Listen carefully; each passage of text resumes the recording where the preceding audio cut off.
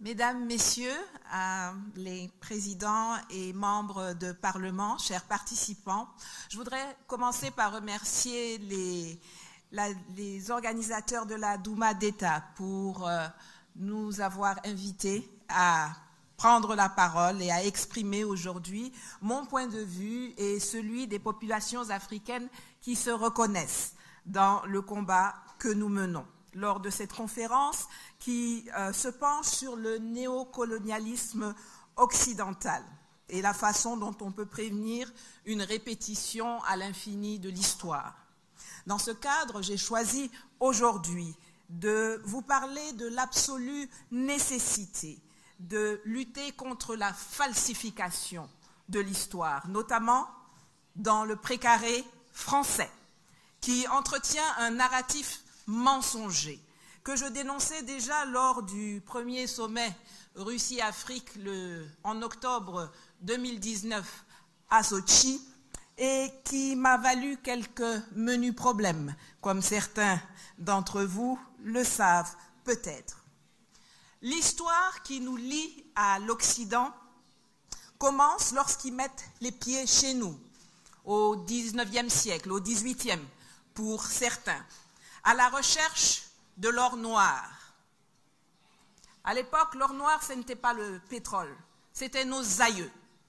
C'était cette main-d'œuvre qu'ils ont transformée en esclaves pour aller travailler chez eux et les enrichir.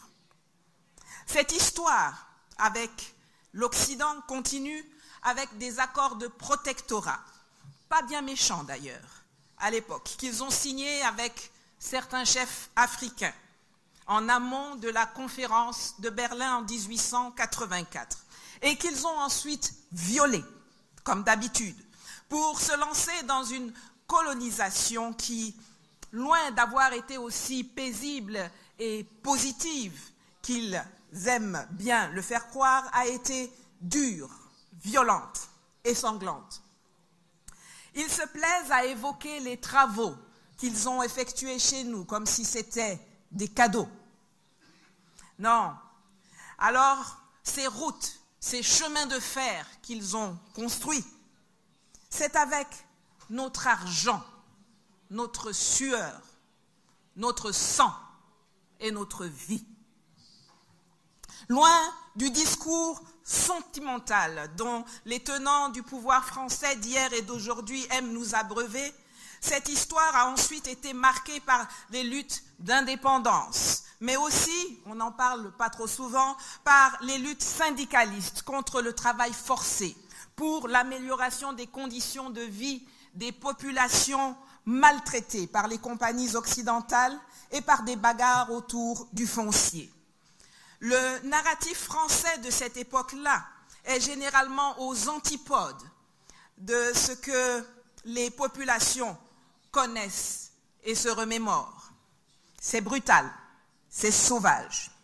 L'histoire se poursuit ensuite avec le néocolonialisme, la nouvelle forme du colonialisme qui a vu le jour après l'octroi des indépendances aux pays africains, comme si l'indépendance s'octroyait. On l'a appelé ainsi parce que les indépendances ont fait croire aux gens que le colon partait, alors que la réalité a démontré qu'il n'en était rien et que le colon est resté et qu'il a conservé tout son contrôle. C'est ainsi que notre histoire commune se poursuit avec des coups d'État, les changements de régime, qu'ils ont longtemps niés, mais qu'ils ont pourtant perpétrés grâce à leurs mercenaires comme Bob Denard, grâce à leurs légions étrangères ou grâce aux soldats africains qu'ils ont formés, peut-être même pour cela. C'est généralement lorsqu'ils ne sont plus aux affaires que certains chefs d'État français admettent du bout des lèvres leur forfait. Mais pourquoi éprouvent-ils donc le besoin de falsifier l'histoire? Là d'où je viens, c'est très simple. On dit que lorsque tu mens, c'est parce que tu as quelque chose à cacher. Les politiques français doivent d'abord cacher des choses à leur propre population, dont une partie est anticoloniale et une autre ignorante se berce d'illusions quant à la grandeur de leur pays ou d'ignorance quant à la provenance de leur confort.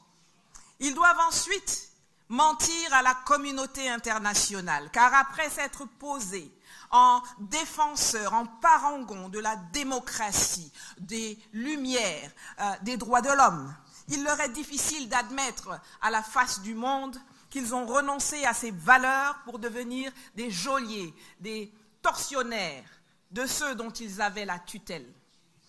À nous, Africains, ils mentent pour mieux nous leurrer, pour nous blaguer, pour nous intoxiquer, pour nous endormir, pour nous faire perdre notre estime de soi et surtout pour continuer à nous dominer et à nous exploiter. Mais avec nous, ils ont fait plus que mentir.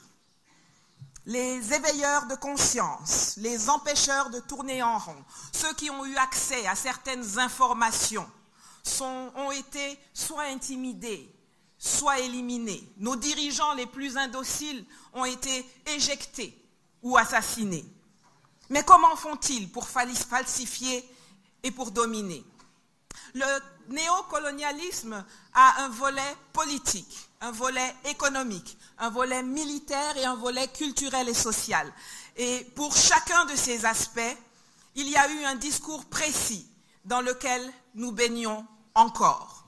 Si l'on regarde le volet politique, le narratif a présenté le néocolonialisme comme le choix des Africains eux-mêmes, exprimé à travers des chefs d'État complices, choisis et formés par le colon et prêts à endosser le rôle d'immature irresponsable, manquant de capacités politiques et intellectuelles nécessaires pour se représenter eux-mêmes dans des instances que les colons ont créées dès 1945, alors que nos pays, en l'état actuel des choses, n'existaient pas encore.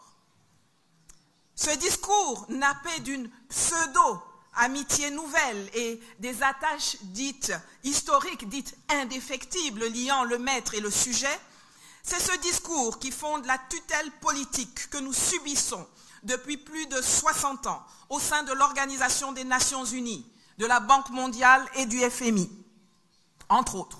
On peut aller plus loin.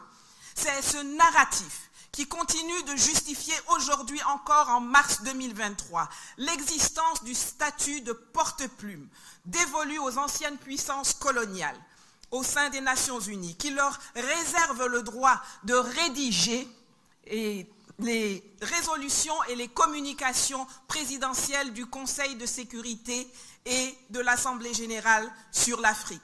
Seul le Mali, avec le colonel Assimi Goïta, a eu la dignité de le récuser il y a quelques semaines. Merci. Sur le plan économique, nos anciens maîtres ont écrit une histoire selon laquelle nos pays sont pauvres, nos économies sont faibles, n'ont pas de capitaux, n'ont pas d'industrie, n'ont pas de moyens et financiers pour se prendre en charge. Ce qui nécessite qu'ils gèrent notre monnaie, qu'ils nous fassent crédit, qu'ils nous apportent une aide qu'ils présentent comme un acte humanitaire pour leurs anciens sujets, pour nous aider à nous en sortir économiquement. Encore une fois, les présidents africains complices acceptent de signer des traités léonins qui garantissent aux États occidentaux une protection solide et contrôlée contre la concurrence étrangère et leur permettent aujourd'hui encore de faire main basse sur nos économies, les finances publiques, les ressources naturelles de nos pays. Des accords infantilisants qui nous ont conduit tout droit au fiasco et qui font de certains d'entre nous des prisonniers du franc CFA, des éternels mendiants au guichet de l'aide publique au développement, des endettés improductifs devant l'éternel. Concernant l'aspect sécuritaire, le narratif des Occidentaux a consisté à dire que les pays africains nouvellement indépendants, ne disposant pas de structures nécessaires pour assurer leur sécurité, il fallait les aider toujours en organisant pour eux la création d'armées et de services de sécurité. Dans le contexte de la guerre froide, dont on a parlé précédemment, caractérisé par les luttes d'influence entre les blocs communistes et capitalistes, les anciens nouveaux maîtres ont mis en avant cette incapacité des Africains à se protéger eux-mêmes pour justifier l'installation permanente de leurs bases militaires sur notre sol. Les contrats de formation et d'entraînement militaire avec leurs services, les contrats d'achat de matériel militaire conclus avec leurs entreprises ou par leur entremise. La falsification de l'histoire se prolonge enfin dans le domaine culturel et social.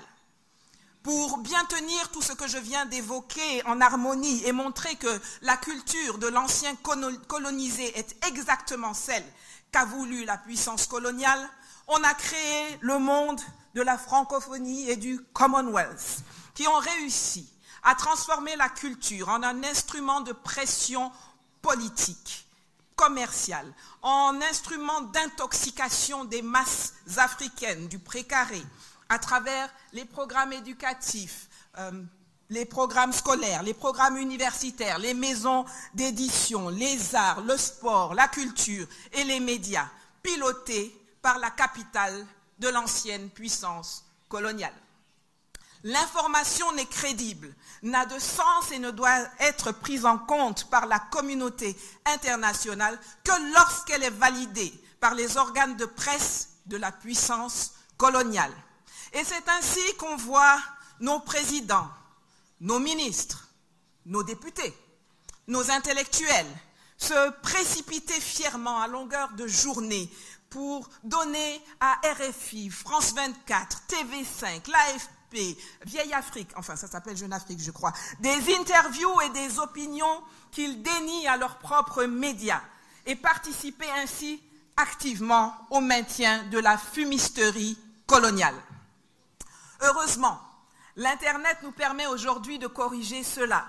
Et une vidéo, un tweet, une conférence, un live de Kémy Séba ou de moi a plus d'audience et plus de résonance que n'importe quelle émission de médias france-africains. Évitez donc d'aller à Paris. Que faut-il donc faire pour mettre un terme à cette falsification qui permet la pérennisation du néocolonialisme occidental?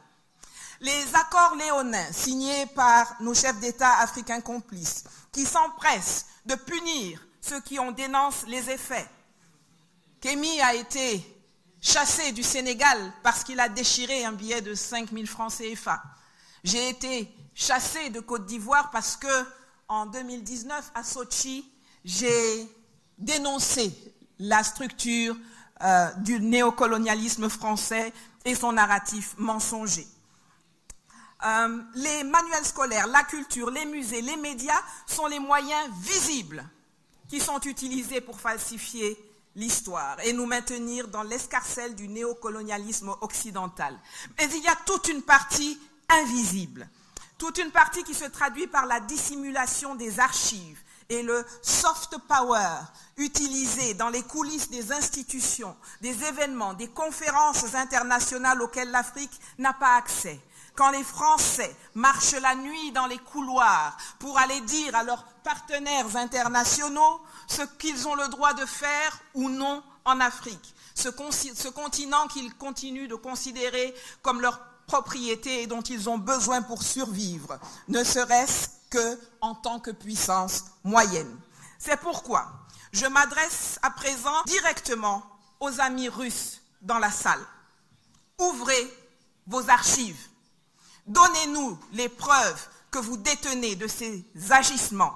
Maintenant que vous voyez leurs méthodes et que vous en faites aussi les frais aujourd'hui. Avec la réécriture de l'histoire, de la contribution de la Russie à la marche du monde et au bien-être occidental, vous comprenez, j'en suis sûre, nos besoins, mieux que jamais. Vous étiez à Berlin en 1884, nous n'y étions pas. Vous étiez à Yalta, nous n'y étions pas. Vous étiez là en 1960, nous n'y étions pas. Partagez-nous vos informations et vos archives pour nous aider à déconstruire efficacement, scientifiquement, la falsification de l'histoire qui fait le lit du néocolonialisme. Quant à vous, mes frères et sœurs parlementaires africains, j'ai aussi quelque chose à vous dire pour conclure. Tous les jours, au péril de notre vie et de notre confort, nous faisons notre part pour déconstruire le carcan mis en place pour nous maintenir dans l'asservissement. Je vous demande, en rentrant chez vous, de faire votre part pour virer le geôlier et pour briser les chaînes de la tutelle encombrante, hégémonique, peu rassurante et appauvrissante qui nous empêche d'évoluer et de devenir des hommes dignes et libres et prospères au sein de nations africaines unies et apaisées. Certains d'entre vous le font déjà. Après avoir été élu à la tête de l'Assemblée nationale de Côte d'Ivoire en 2001, le professeur Mamadou Koulibaly a fait ce qu'aucun président de l'Assemblée nationale n'avait osé faire auparavant. Il a fait sortir des archives de l'Assemblée nationale les accords léonins qui avaient été passés pour maintenir les pays africains sous la domination de la France. Et il les a publiés intégralement dans un ouvrage intitulé « Les servitudes du pacte colonial ». Pratiquez la transparence. Vous êtes les représentants du peuple. Ne votez pas des lois qui pérennisent le pacte colonial ou qui le réinventent sous de nouvelles formes, comme la nouvelle dictature du climat que l'on veut nous empêcher, que l'on veut nous imposer pour nous empêcher d'utiliser nos ressources comme nous l'entendons, pour nous développer et pour nous enrichir comme eux l'ont fait par le passé. Le bassin du Congo n'est pas le poumon de la planète. Le bassin du Congo est le poumon du bassin du Congo. Rien de plus, rien de moins. Et il revient exclusivement aux pays de la zone de décider en toute souveraineté et en toute lucidité ce qu'ils veulent faire de leurs forêts, de leurs terres, de leur faune, de leur flore et de leur sous-sol. Messieurs les parlementaires, mesdames les parlementaires, bloquez la ratification de contrats qui prévoient l'exportation de matières premières non transformées et proposer des lois qui vont enfin nous débarrasser de la tutelle monétaire, des bases militaires occidentales et des programmes scolaires mensongers qui empoisonnent notre continent depuis trop longtemps déjà. Nous avons assez perdu de temps depuis 60 ans. Agissez, agissons ensemble. Spasiba. Спасибо.